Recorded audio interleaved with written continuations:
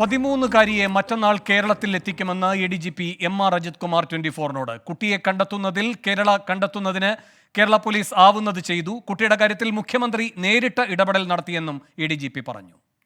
കുട്ടിയെ കണ്ടെത്തി കഴിഞ്ഞു. ഒരുപക്ഷെ കേരളം നടുക്കത്തോടുകൂടിയായിരുന്നു, പ്രതീക്ഷയോടുകൂടിയായിരുന്നു.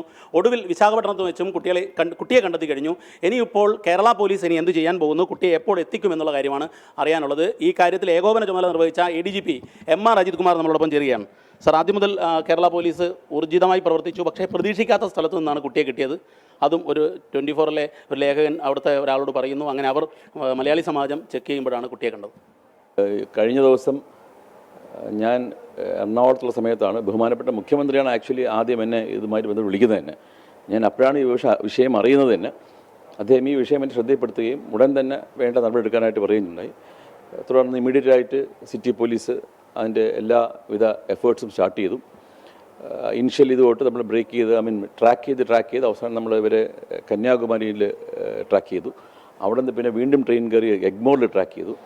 എഗ്മോറിൽ വീണ്ടും വേറൊരു ട്രെയിൻ കയറി പോയതായിട്ട് വിവരം കിട്ടി. അപ്പം സ്വാഭാവികമായിട്ടും മറ്റെല്ലാ ട്രിവാൻഡ്രം സിറ്റി പോലീസ് കമ്മീഷൻ അദ്ദേഹത്തിൻ്റെ ബാച്ച്മേറ്റ്സ് തമിഴ്നാട്ടിലെ ആൾക്കാരെയും ആന്ധ്രയിലുള്ള ആൾക്കാരെയൊക്കെ വിളിച്ചു പറഞ്ഞിട്ട് അവിടെ എല്ലാം പരിശോധിക്കാനുള്ള ഏർപ്പാട് ചെയ്തിരുന്നു.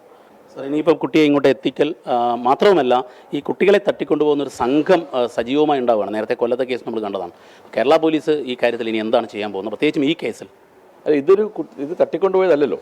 ഇത് സ്വാഭാവികമായിട്ടും ആ കുട്ടിയുടെ അമ്മയുമായിട്ട് പിണങ്ങി സ്വമേധയാ പോയ കുട്ടിയാണ്. ആ കുട്ടി ഇപ്പോൾ വൈസാഖിലുള്ള CWCയുടെ കൺട്രോളിലാണ്. അവർ ആ കുട്ടിയെ കസ്റ്റഡിയിൽ വെച്ചിട്ടുണ്ട്. ഇവിടുന്ന് ടീം അവരെ റിക്കവർ ചെയ്യാനായിട്ട് പോയിട്ടുണ്ട്. അവർ നാളെ രാവിലെയോടുകൂടി ഇവിടെ എത്തിക്കഴിഞ്ഞാൽ അതിൻ്റെ ലീഗൽ പ്രൊസീജിയേഴ്സ് ഫോളോ ചെയ്തതിനു ശേഷം കേരള പോലീസ് അവരെ കൊണ്ടുവന്ന് കോടതിയിൽ ഹാജരാക്കി അവരെ കുട്ടിയുടെ മാതാപിതാക്കളെ ഏൽപ്പിക്കും. Thank you sir. വളരെ കൃത്യമായി തന്നെ MR അജിത് കുമാർ പറയുന്നത് ഇതിൽ പോലീസിൻ്റെ കൃത്യമായ എഫേർട്ട് ഉണ്ടായിരുന്നു. പക്ഷേ പരമാവധി കുട്ടിയുടെ ചിത്രങ്ങൾ മാധ്യമങ്ങൾ ഉൾപ്പെടെ ഇടപെട്ട് 24 ഉൾപ്പെടെ ഇടപെട്ട് കൂടുതൽ പ്രചരിപ്പിച്ചതുകൊണ്ടാണ് ഇത്രയും വേഗം കുട്ടിയെ കിട്ടാൻ കാരണമായത്.